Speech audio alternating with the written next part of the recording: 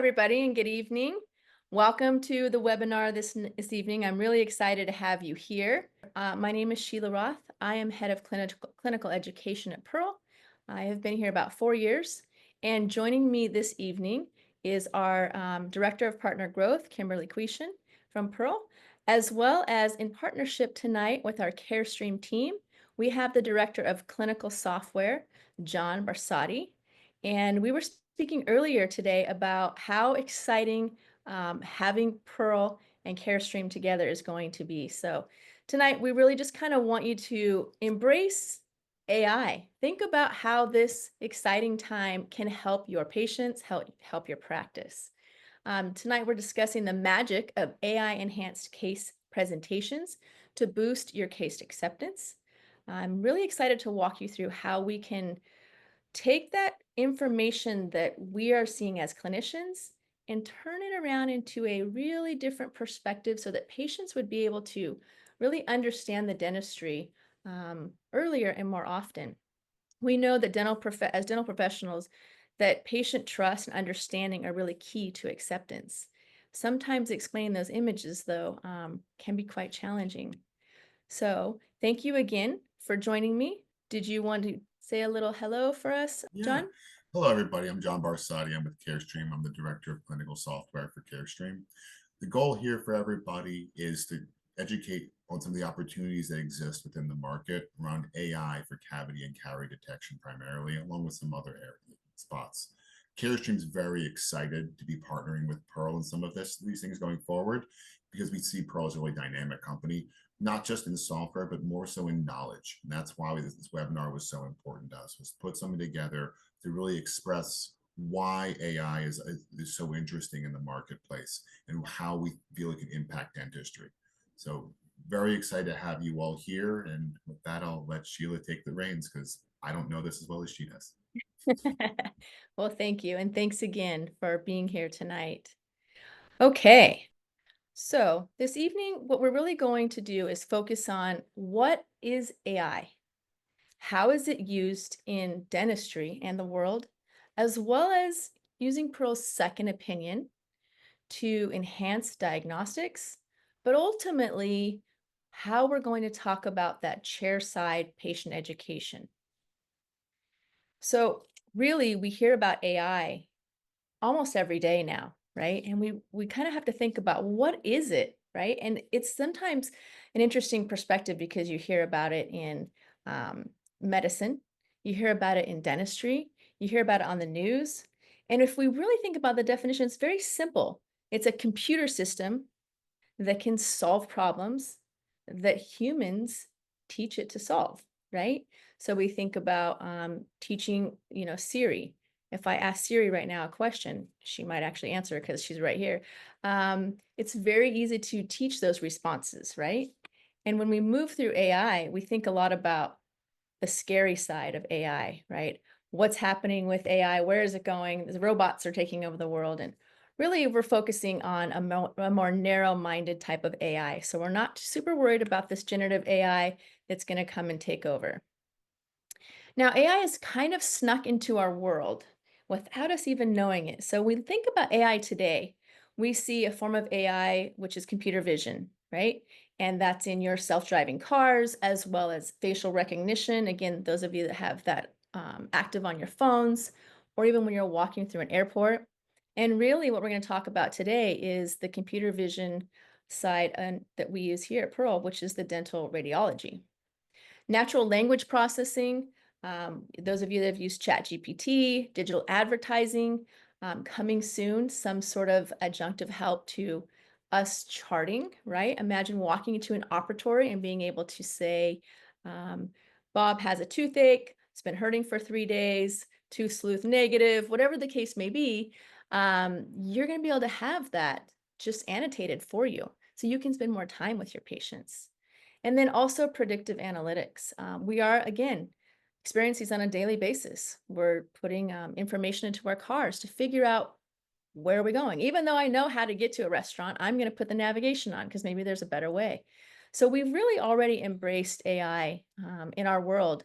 And if we think about how can AI really focus on giving us some time back? And we're going to walk through that today.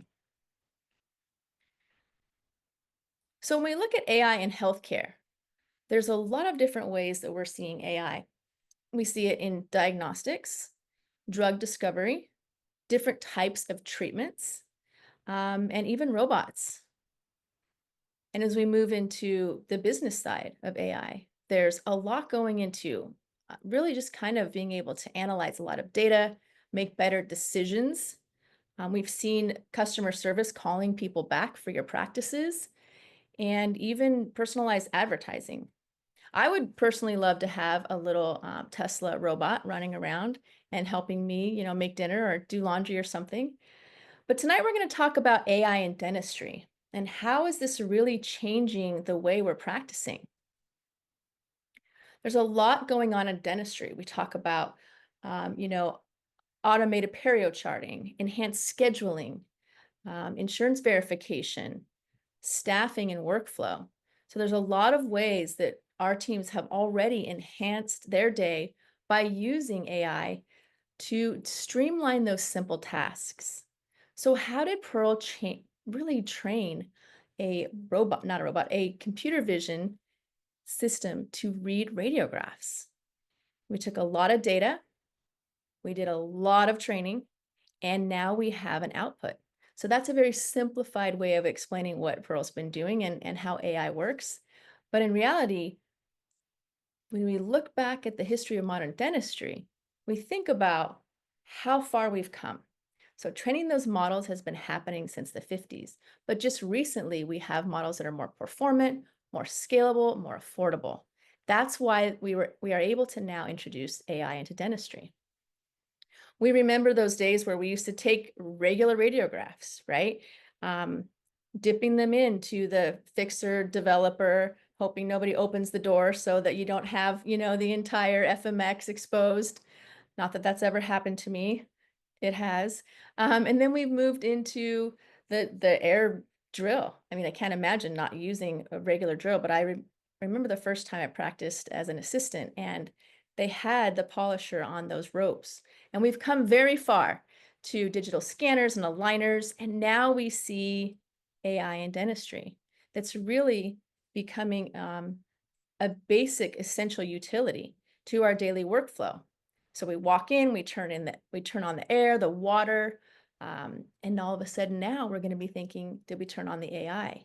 As we move through adopting AI into our workplace, it's going to become something that we thought in the past, wow, remember looking at black and white images for all of those years, right? So when we think about dental AI, what does that really look like? What does it look like in my workflow?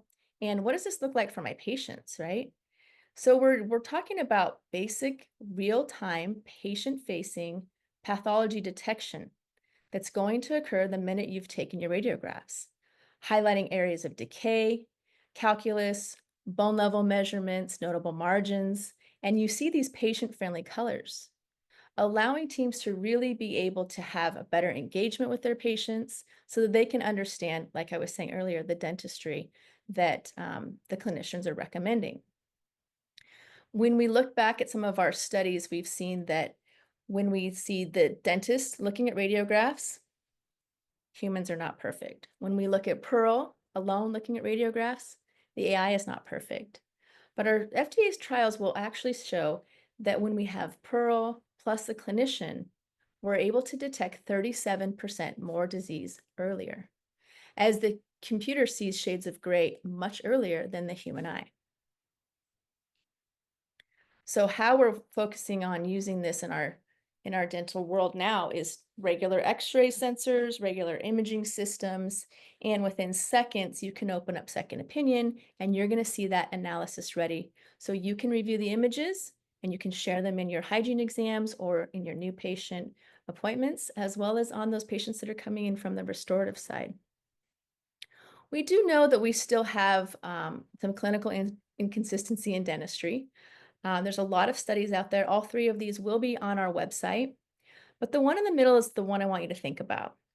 We took almost 8,700 images And we gave them to 3 different dentists, and we said, "We'd like you to circle an area of decay that you see on the radiograph. Not would you feel this or anything else. It was just, do you see pathology present?" And what we found was they agreed with each other about 4.3% of the time. But what I found was most interesting in this study was that these clinicians came back 90 days later, they reviewed the same images, and they agreed with themselves 70% of the time. So the moral of the story here is we're not perfect. AI is not perfect, but like I was saying earlier, we can see that we're better together. And the clinical inconsistency is really what's fueling that lack of trust that we still have in our dental space. I'm sure most of you have had an experience where you've actually had a patient come in asking for a second opinion. I used to have, when I was a hygienist, my friends would come in with these big long lists of scaling and root planing and, irrigation and arrestin and lasers. And I would go in and probe, and it would be maybe a 4 millimeter in a couple spots because they were a little overdue.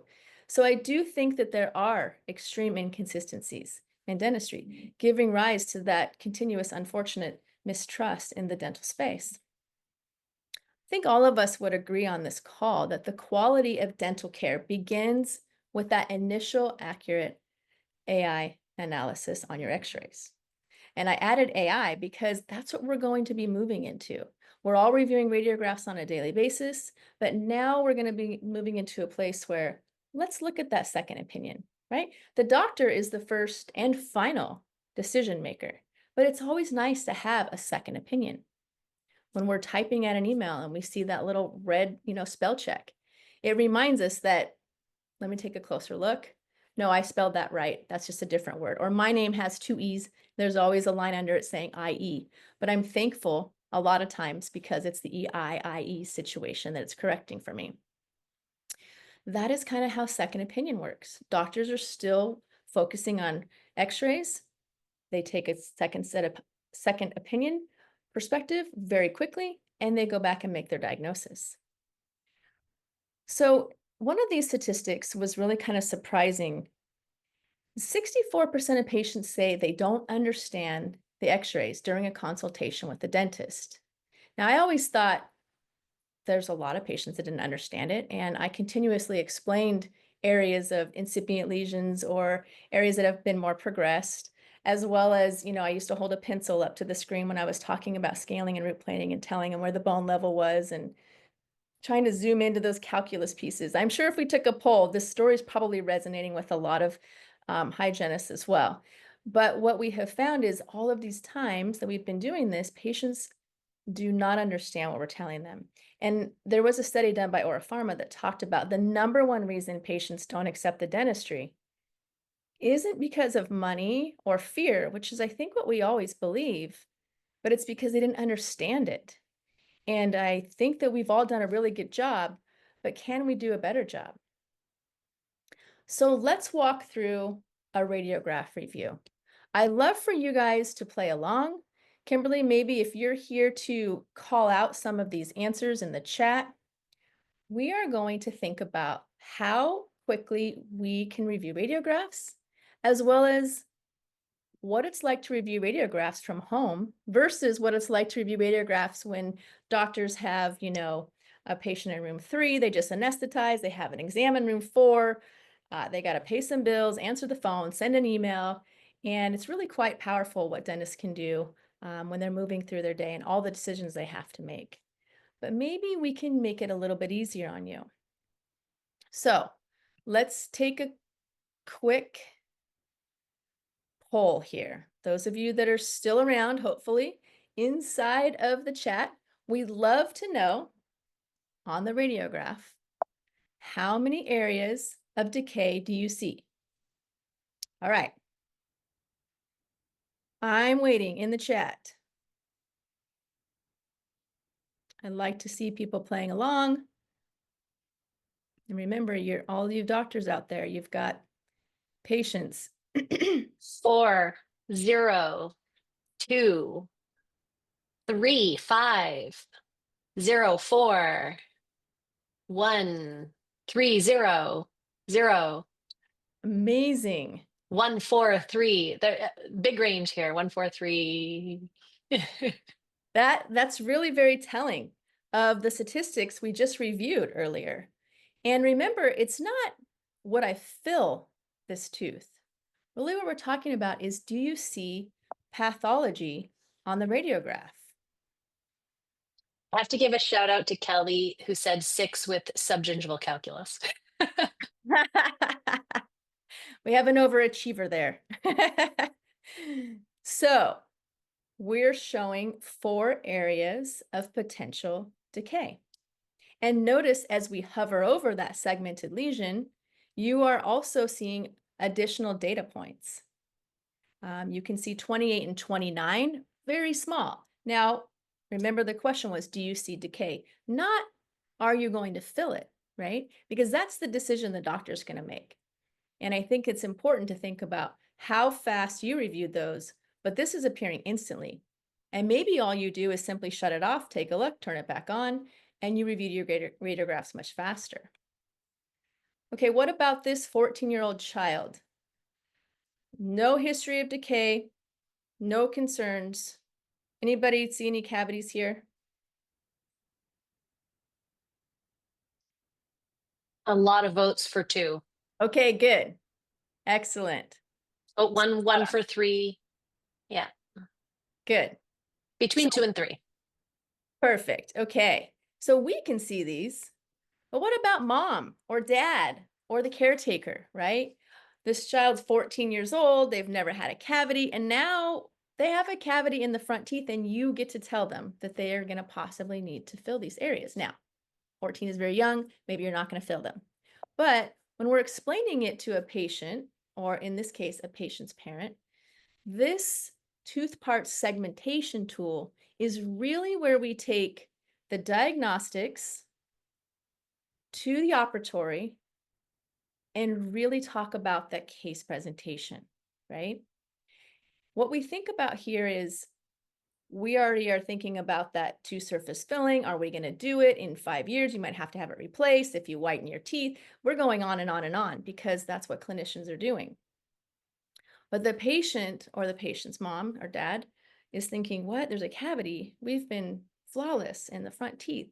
So we're really able to use these patient-friendly colored images to paint the picture, decrease the amount of time we're having to explain the areas of concern to a patient.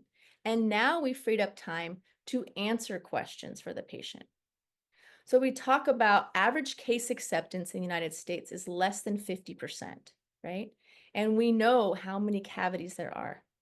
It would be really ideal if we could increase our case acceptance on the dentistry you are recommending. It is not Pearl's job to tell you what to fill, and it's also not Pearl's job to recommend additional areas of decay unless we need to point them out.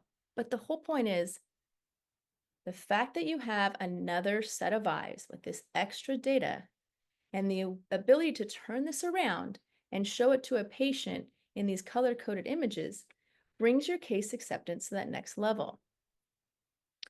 Somebody was cheating earlier and figuring out where all the calculus was, but let's do one last quiz here, right? Okay, calculus. So when we, as we're going through this image, as hygienists, right? A lot of times, or dentists, you're talking about an asymptomatic foreign word that people may have never heard.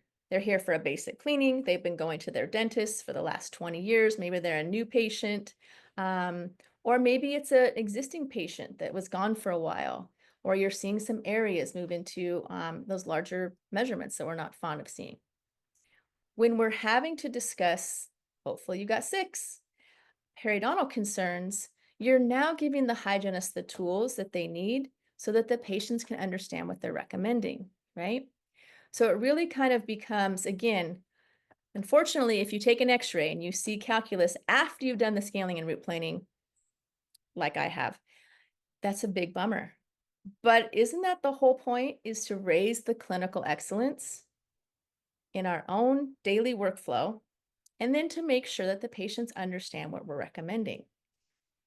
So I want to walk you through my best friend's daughter. And she came to my old practice I used to manage. And she said, "Hey, you guys recommended a bunch of fillings on Kindle." And she just moved from her pediatric dentist. She was in college for a couple years. She came back and she's never had a cavity. And so, do you have a new dentist there that's recommending more treatment? Or why do you think she has, they told her she has like 5 cavities.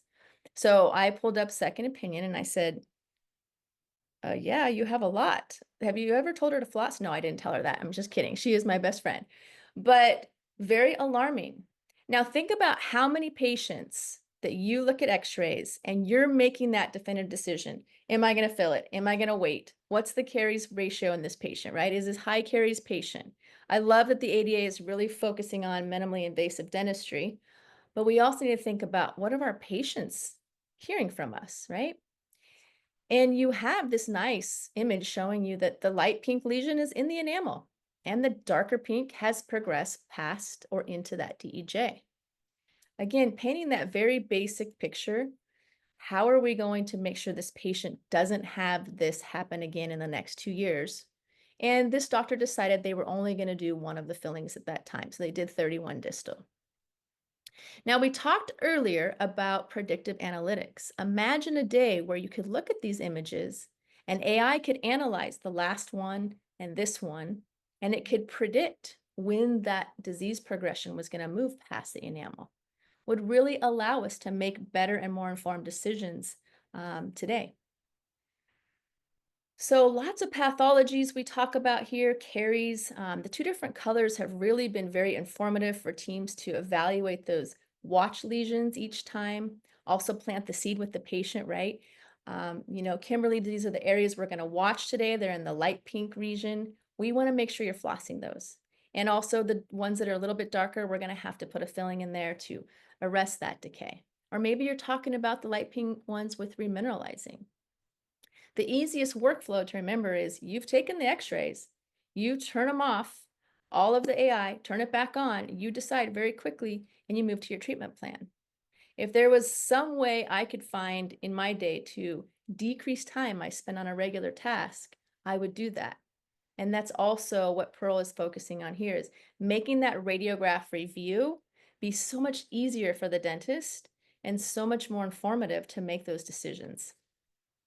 Calculus bone level measurements, you're going to see those as well. CEJ to bone crest, completely customizable.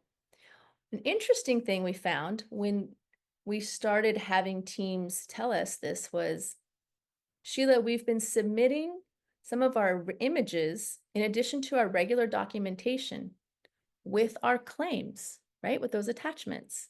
And they're seeing a lot less scaling and root planning denials. And that was a big game changer for Pearl. We were really surprised by that. We actually made a full printout. I'll share that with you in a moment. This is how patients are understanding how they're going to accept the dentistry earlier. So again, no change in workflow, right? We take our regular images with our regular imaging system and our standard I cannot speak tonight. Standard sensors. I'm so distracted by how cute this little guy is. So, and we review them, right? All the things we're already doing on a daily basis. And then where the magic happens is when we take our own image review from night to day, but also our case presentations. Imagine trying to explain to a patient, those of you that are clinicians here, on number 30, you may need a root canal, but we're going to watch the area of decay over here on this small lesion on 28 distal, and on the tooth on top of that big one that's concerning you, there's another small cavity there. And you see these little spurs of calculus, right? So for us as clinicians, we're reviewing radiographs faster. There's a lot of times, I remember when I was managing a practice where a patient would come in for a limited exam or a toothache or something. We take a Panorex and we have just as much going on the other side. Or we take a couple bite wings and we see, wow, we've got a toothache today, but we've got 3 or 4 coming down the road. So it's nice to have the AI act as that reminder. Take a closer look over here. I know the patient came in for number 30, but what's going on with number 3? And where are we at periodontally, right? So where we're focusing this evening is on engaging the patient, being able to make sure that they no longer have to look at black and white images, right? So we talked about the very best tool is using this chair side for the patient. The entire purpose tonight was, okay, how is AI going to help us enhance case presentation? Well, it's going to just colorize things to make that presentation so much more patient friendly. And if we can decrease that 64% of patients that don't understand x-rays or their consultations because we're using the x-rays, then we've done our job, right? We all went into dentistry to make an impact and take the very best care of our patients. And now we're going to have a tool that allows us to really do that. So you have these printouts as well, patient-friendly printouts, and we're able to think about how do we use this as a full team tool? So dentists are using this every day to infuse trust with the patients, whether it's a new patient or an existing patient, right? I remember as a hygienist, there were so many patients that when they came into the practice, we talked about, in the morning huddle, Sheila, you have 7 patients today, 3 of them have unscheduled dentistry. And I look back at my notes and I'm thinking, I told them they had cavities and I told them, they needed fillings before they got bigger. But really, is it a matter of them understanding or trusting? Um, they'll never tell us, but there's a lot of data here showing that if we can use a more transparent form of explaining dentistry to a patient, then the case acceptance was definitely going to increase. Now, what about that hygiene doctor handoff, right? Like I was saying earlier, this is not a tool that just lives in the doctor's office and he or she will review it right before they go into an exam. This is a full team interactive tool where, again, no workflow change. You're just opening up second opinion, take a quick look, and you have all of these features at your fingertips. Hygienists spend a lot of time preparing for that ideal exam. In my last practice, we saw over 2,000 hygiene patients per month, and we had 7 doctors. It was a single owner practice. I'm sorry, 2 doctors own the practice. But what we found was we really had to make sure that the doctors and the hygienists were on the same page. And what that meant was we empowered the hygienist to also really be that co-diagnoser, right? What needs to be done? Why does it need to be done? And where is the patient at? Were the 3 things we wanted to make sure that the doctor was given that information of when they walked in the room. So, we can see here, Dr. Bob came in today and we see that number 5 has an area of concern, a very large concern. That crown just fell off last month, and we wanted to talk to you about that. Also, we're going to do some scaling and root planning. There's some areas of calculus. So, and now the doctor is well informed, and the hygienist has spent a lot of time with that patient, right? We get to spend, I don't know, maybe sometimes 25 or 35 minutes with the patient. So empowering the hygiene team to have these images up and running is a great way for you as a team to be able to incorporate this in your daily workflow. Hopefully by now you're seeing how this is painting the picture of, wow, we just turn on a different screen and now we have images for the patient. I can also look at all these images as a clinician before I walk into that room. Dental assistants are always what I call the glue behind the practice, holding everything together, right? And I remember when I was a dental assistant, I was just thinking, wow, there is so much going on here. I need like 10 more of me to run around this office and make this happen. And the interesting part about dental assistants too is as the doctor walks out of the room after they've made these recommendations in the restorative operatories, the patients always turn to the assistant and say, what? Do I need to do that? Right? Would you do that if it was your tooth? Or what exactly do I need to have done now? Right? When I was working with associates and we talked a lot about exams, it was interesting to see the very last half of that case presentation.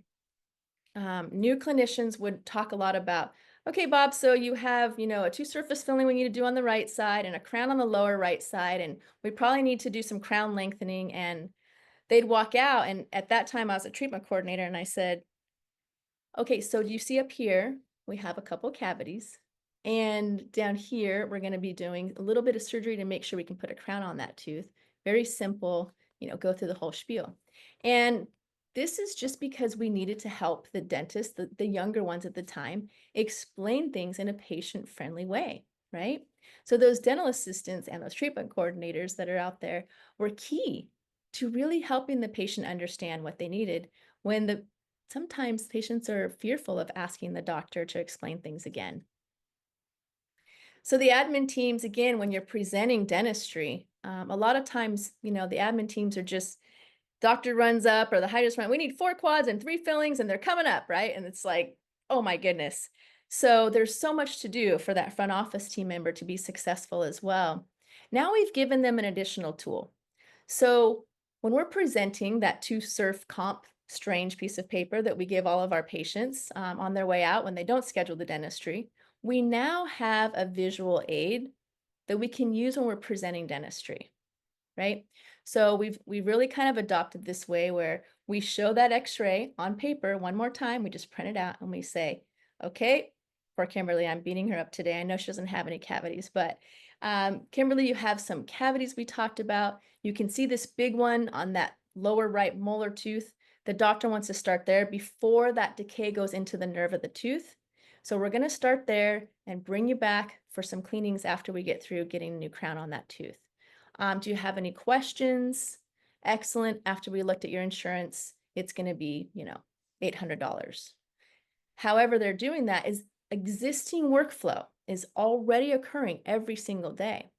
But it might just be that that last visual aid allows that patient to really ask those questions, understand the treatment a little bit more, and be able to move into accepting it. Now, are we expecting every patient to review radiographs and understand them and become radiologists? No. But if we can show them in a way, especially the last contact with the front desk coordinator, then great. Maybe they do schedule that treatment. And if not, you're going to email them, feel free to use these images. Like I was saying earlier, if nothing else, submit the scaling and root planing bone level measurements with your existing documentation to help decrease your denials. That's a huge win. So hopefully you can see tonight that when we focus on patient care and the patient's understanding areas of concern that we're recommending, by using radiographs, we take the very best care of the patients. They do accept dentistry earlier and more often.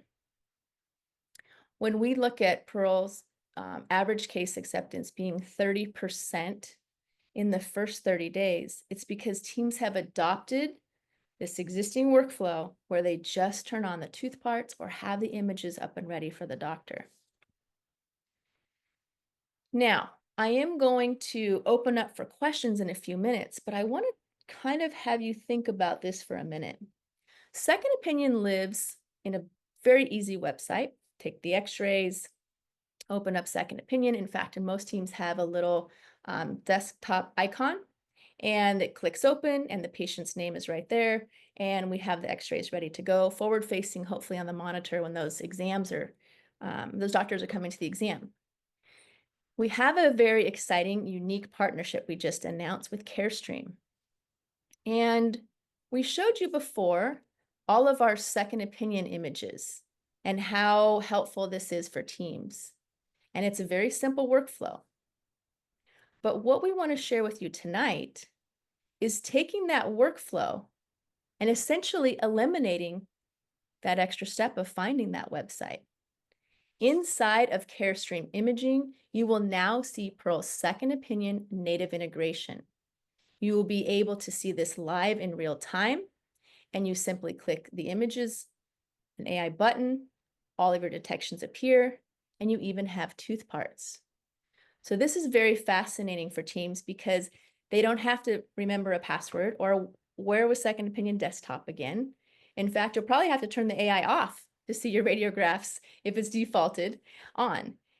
This is really the most fascinating side of removing any challenge to workflow change. So the fact that teams are putting Second Opinion directly into Carestream has been the big game changer. We talked about tooth parts. It's right here inside of Carestream. And what I want to share with you guys is that we've talked with a lot of offices during beta testing, and they're beta testing with a second opinion. And in the past, some integrations didn't build the whole set that Pearl had. They may have left out tooth parts, they may have left out, areas of segmentation, or even cover. There's some features that weren't inside of an initial native integration. And I said, so what do you guys think about second opinion versus this native integration? I said, I know you don't have these robust features. Is that concerning? And they said, hands down, Sheela, I will take a native integration any day with less features over a basic second opinion. Now, I love second opinion, but it is true, right? I had 17 hygienists. Imagine trying to make sure the desktop button was always available for them. So having it natively integrated really helps that doctor, the hygienist, and the assistant in their daily workflow.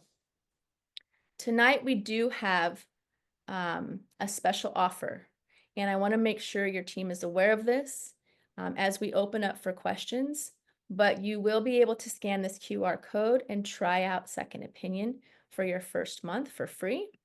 And again, in just a moment, I am going to bring up the CE QR code. But I want to stop here. I'm sure there have been some questions. So Kimberly, if you see that there have been some questions in the chat, we love to open those up. And John and I are here to answer any questions you may have. So bear with me while I come online here with you. A great question about just understanding the bone level measurements specifically and how those are, how you get them. How does that work specifically? And do you still need to perio probe? Oh, wouldn't that be great if we didn't need to perio probe? That would save so much time. So we still need to perio probe. We cannot see where the gums are and the pockets are on the radiographs, unfortunately.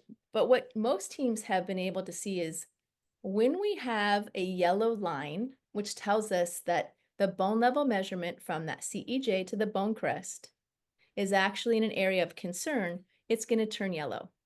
That alerts your team to take a closer look, evaluate the existing probing depths, check that pocket, see if you need to move a patient to the next type of dentistry, or how are we doing? Is it bleeding? The yellow line is a reminder that there's warning to the patient and to the clinician so that we can always make sure that we're taking the best care of the patient.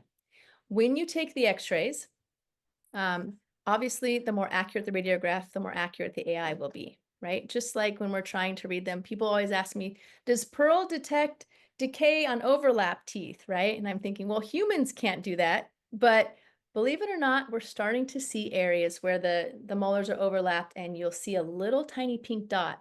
As a reminder, take a closer look because it's picking up those shades of gray. So I think we're going to see the AI really start moving into a more diagnostic place here in the near future. Bone level measurements are customizable, excellent for submitting claims, great for taking the best care of the patients and using for patient education.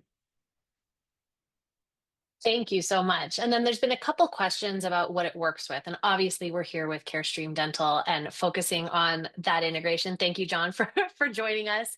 But there is questions about what sensors, what different models, and then kind of there's a one piggyback, but I'll let you guys handle that first one first. Sure. So I'm happy to let you know that we integrate with a lot of different imaging systems, and having the native integration is by far going to be your easiest experience. But I think the best way to find out if it's going to work for you is to scan that QR code, do a demo with your whole team, and have them take a look at that full suite of Pearl Second Opinion, Practice Intelligence, and also for Carestream, if you have that imaging system, this is really kind of a simple one-click button, and you're able to focus on, wow, I now have AI. I just need to make a quick phone call. There's a certain version, I think, maybe John can help us out. That's what I was going to hope for. Yeah, I can speak to the Carestream. So the Carestream, this is going to work with anyone on an RVG sensor, 5,000 or 6,000 series. So really everything that's come out in the last 6+ years. In order to use native integration, you will have to update the latest version of the CSI8 solution, which is included with the purchase of any piece of equipment. So you have it there. The update's pretty quick. It's very easy, but yeah, so it's going to sit just as a refresher. Any Carestream RVG sensor and CSI 8 is the software. Right. Great. Perfect.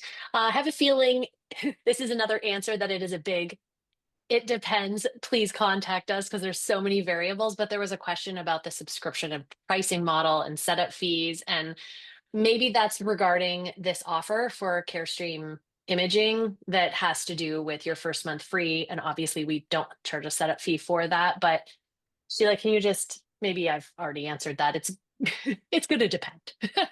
Yeah, I think so too. I think the best thing is to scan the QR code, take a quick demo. It's really probably 15 to 20 minutes. And with that first month free, we're able to honor that. So we can look at your historical and make those decisions. And, not described on this call is really our second and third different sets of tools that we have with Pearl. So you can also look at that, which would be more of the practice growth side of things where we're auditing all your charts and then ultimately insurance type verification tools. So tonight, what we want to do is give you that offer to be able to just try this out, right? And what we always ask is, okay, what did you think, doctor? And the second question is, what did your patients think, right? And I think an interesting statistic is that 87% of patients prefer to go to the dentist with the latest technology. That was a very high statistic. When I was reading through that literature, I thought, wow, I was even kind of fearful of AI when I first started. I'm like, what is it going to do?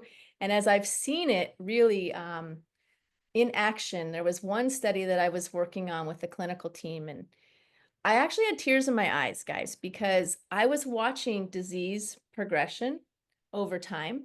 And you would see like this little area of recurrent decay. And we can look in the practice management system and say, like, was it treatment planned? And it wasn't. And then it got into a larger area of decay. And then that patient came back a year later and the tooth was completely broken off, right? So I say tears because I'm thinking, wow, that patient could have got something done much earlier and it's probably so expensive and the patient could lose their tooth. Now that's the extreme, but at the same time, what happens with scaling and root planning as it progresses, or what happens with these incipient lesions? If we're having a tool to help make better decisions, then we're taking the very best care of our patients. Thank you, Sheila. Do you want to tease any future use? There's a question about CBCT. Oh, yes. How much do you want to tease? Okay, I just for this special group, I am going to share. Hold on, let me grab it. Some new fun stuff. But the important part is to think about right now when we're using AI, can it buy back some time for us, right? That's a huge win. But when we think about where is it going, I talked earlier about imagine the ability to have an image and you think about how many months is it going to be before it passes into the dentin, right? Are we able to surface that? And same thing with scaling and root planing. Let me grab that slide for you. So Pro is currently working on some CBCT stuff, and we're focusing on predictive analytics as well as thinking about taking notes for you, right? That would be a really great thing. So I remember when I went to the doctor last week and the doctor came in and this was a regular doctor and he came in and he's holding his laptop like right in front of his face. Hi, Sheila, how are you? How have you been? Tell me how you're doing. And I'm thinking, wow, patient care has really, really left the building in this situation. And imagine if they could just come in and start talking and it would record everything, right? You wouldn't have to stay till 6 o'clock at night doing all of your charting. And so that is kind of the goal is how do we solve those pain points? Okay, I found my CBCT slide. Those pain points that really throughout the day, when we know the staffing shortages that we currently are dealing with in dentistry aren't going away anytime soon. Can we find ways to use AI to automate mundane tasks so we can spend more time with our patients? So we will be focusing on this in the future. and really kind of highlighting ways to be able to show anatomical segmentation, thinking about treatment planning, as well as like that MB2 area where we never know, is that going to exist in that tooth, and how do we find that extra canal and fractures and such. So that's going to be a very exciting suite that we move into. This is not out yet. Everybody asked me, can I get that tool? And this is what we talked about earlier, which those predictive analytics, right? And moving into, wow, imagine being able to show this to a patient, right? For their gums or their teeth and their bone when we're talking about the need for scaling and root planing. And ultimately, again, our teams are trying to focus on those pain points that you don't have to go in and chart every tooth, right? You hover over and you can make that decision. You don't have to go in and write it, I mean, not write in the chart, but click on tooth number 4 with, 2 surfaces. So I think the future of dentistry is really going to be focused on how do we solve these pain points so that we can buy back time with our patients. Is this all cloud-based? Do I need to upgrade my Office server? And I think you could take that both ways. Let's talk about the native integration inside Carestream Dental Imaging, but then also the individual as well. So that's kind of a two-parter question. Yeah, I can again answer that. No, you wouldn't need to upgrade your server. This is all cloud-based. What happens is with the latest version of the software, it just creates kind of a contact point, for lack of a better phrase, with the Pearl AI software. So you won't have to make a significant upgrade, just upgrade your software. Excellent. Also, there's a question to Q&A from Stephen Miller about Logicon. I do want to address. So Perfect, Logicon thanks. is only interproximal. So the reason we went with partnership with Pearl, Logicon still exists, obviously, because it's there. But the reason we went with Pearl is because Logicon only could detect interproximal cavities and caries, and Pearl is obviously much more robust than that. So we partnered with Pearl just honestly just for next steps. So to answer the question, hopefully that answers it. Yep. Excellent to have those periapical radiolucencies, those notable margins, right? Extra bone level measurements, to be able to, again, act as those reminders while reviewing radiographs. Perfect. Because it's cloud space, obviously there's a ton of concerns about patients protecting patients' information. Can you speak to our patients' x-rays being stored somewhere? What sort of cybersecurity is in place for this? John and Sheila, I'm sure can answer this. Sheila, go ahead. You know the Pearl system better. I can explain the Carestream piece, but the Pearl piece is the more critical one here. Yeah, I think the rigorous amounts of compliance regulations, FDA standards, and protection policies we have to uphold are unbelievable. So there is not a concern.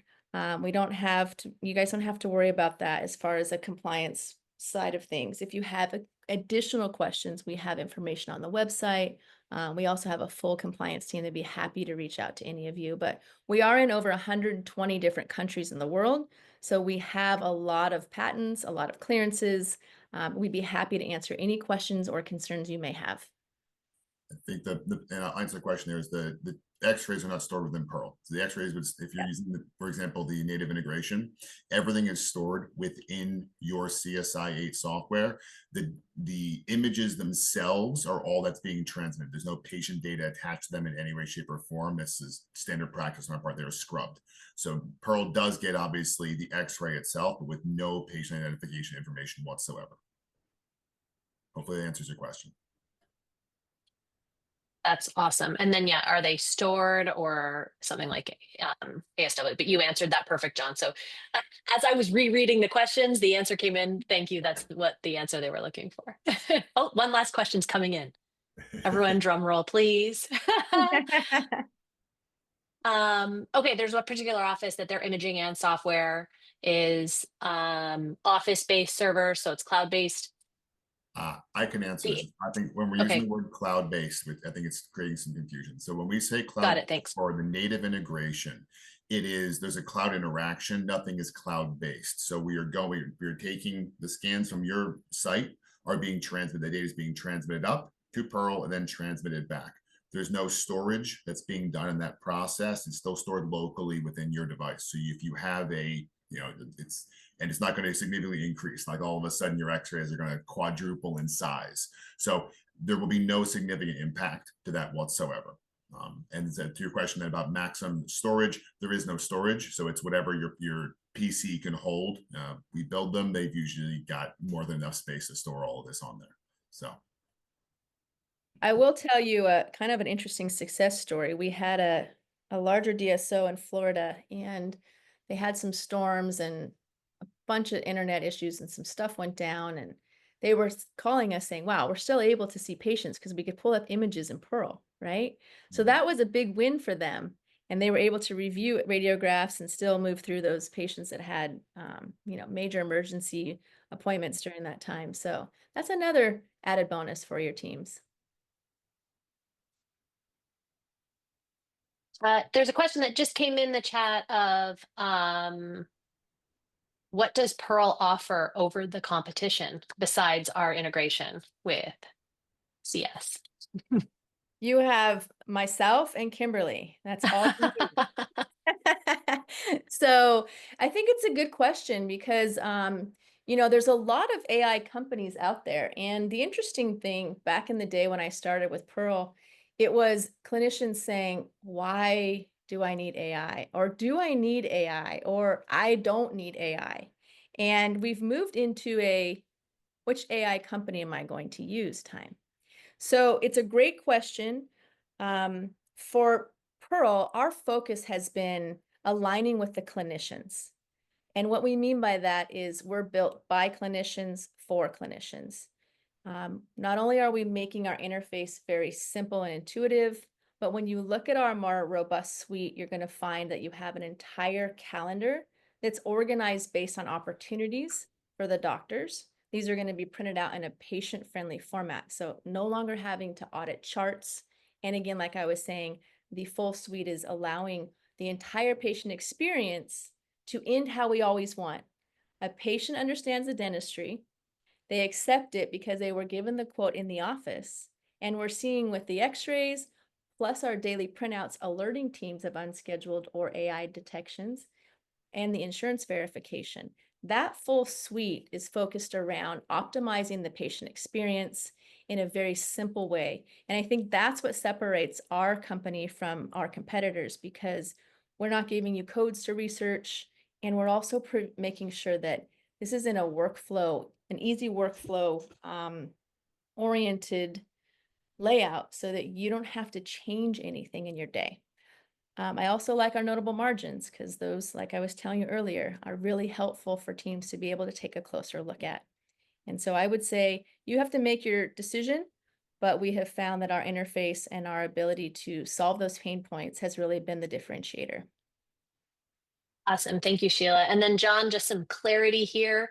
They're using CS imaging. Great choice. 8.0.24. Does it have to be upgraded? And I think I it know the does. answer, but I'll let you do it. Yeah, it does. So this version is going to be 8.0.28. It is releasing in the next couple of weeks.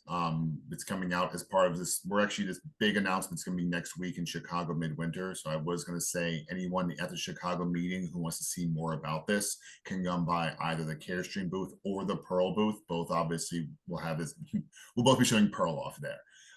But once you want to get the latest version, you will need to update 8.0.28. We can easily assist you with that. From 2.4 to 2.8 is very easy. I mean, I actually went from 2.6 to 2.8 earlier this week. And then the last one I see is from Dr. Hussein. No, you don't have to be part of DSO. Pearl is available to anyone and everyone. So all you have to do is be a dentist. It's kind of it. Perfect. Sheela, there's a question here, a question/comment statement saying, sounds like it's a lot to learn. Can you speak to the onboarding and how teams have come to integrate this into their practice? And really, like, is there a learning curve? What does it look like? What does onboarding Pearl look like? Yeah, that's a great question. And I think that's always the biggest fear, right? Is how are we going to really bring this up in our workflow? What do I have to learn? There's a lot of colors. And I'd like you guys to know that we do one-on-one team trainings. We also do our webinars that are CE certified. So you have a lot of access. We also provide like provider specific video. So I'm a hygienist. How do I do this? I am a doctor. Why do I need this? Or what do I need to push? When you look at your basic home screen and you're looking at your FMX like you do now, you're just going to see some dots that say, hey, there's some areas of concern here. There's like four or five colors. And these dots remind you to take that closer look. You're inside of the interface. And whether you're in Pearl or a native integration like Carestream, the only thing you do is turn this off to view your x-rays, turn it back on, and use tooth parts, right? To be able to share this with your patient. So there's really no big change in the workflow. I think the biggest thing is, where is it on the desktop, or where's the AI button? But you have a nice legend in both of our systems to be able to remind you what calculus is green. And most teams, by the second patient they've used it on, completely understand how to do it. And in fact, a lot of teams just go straight into it by watching our video. Very intuitive tool. Excellent question. Perfect. So can you just, I know you referred this earlier, the little green boxes that are near the CEJ, maybe if we clear off the rest of the detections, it'll make that really clear. But yeah, you just hovered over it, the calculus. Yeah, calculus is there. My favorite, makes me want to get my scalar out. And then also, we didn't really kind of highlight the situation where, we go through and we talk about running so fast in dentistry, right? And this patient comes in and maybe they're diagnosed for a crown. And did we see that periapical radiolucency, right? I hold my space bar down just like this. And are we thankful that that was pointed out to us? So I think that raising that clinical excellence, focusing on those basic pathologies that we're all looking at every day, and bringing your life from black and white to color. Imagine back in the day where we used to watch black and white TV. Probably a lot of you didn't do that. I remember doing that. I actually had to get up and change the channel too, heaven forbid.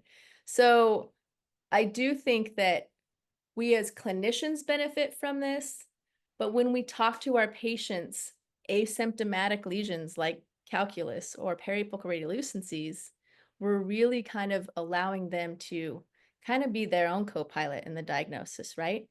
And like I was saying earlier, is you spend a lot less time showing shades of gray when you can bring it into a patient-friendly colored version. And that's really the magic of AI with case presentation. Perfect. I love that. If they can read Google Maps, they can read tooth parts. Um, a question about identifying implant systems. Is that on the roadmap? Can that be done? Where everyone's used to holding their implants up to the what implant is this? I used to work in the implant land, so I've Yes. gotten pretty good at it. It's my secret superpower. But talk to me about AI and implant identification. I think you should hire Kimberly for some consulting. She can help you figure out and give you a flow chart on which implant it is. I remember in dentistry too, it's like, Bob's here in room 4. He wants to do whatever. What kind of, you want to do the crown. What do we have the tools? Call the periodontist, right? Maybe they can swing it over at 2 o'clock. And it's really unfortunate that we haven't solved that problem. So I know there's a company in Europe that has, you're not in Europe, I know, but that has somewhat solved that problem. I think that is on the roadmap at some point.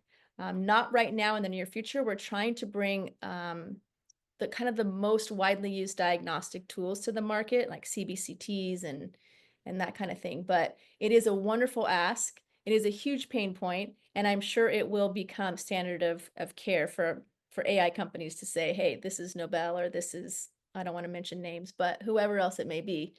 But great question. Perfect. Thank you so much. And I Sure. think that's the end of them. Okay. Well, We're that so may, grateful everyone stayed with us. yes, I know. I like to make sure at the end that I don't have, like, as start at 100 and there's like 3 left. That's always a good sign. But again, all 3 of us would love to talk to any of you. So please feel free to reach out. If you have any additional questions, looks like it's a free trial, so there's no reason to not try it. And again, we look forward to seeing you on some sort of training in the future. Thanks, everybody. Have a wonderful evening, and we hope to see you soon.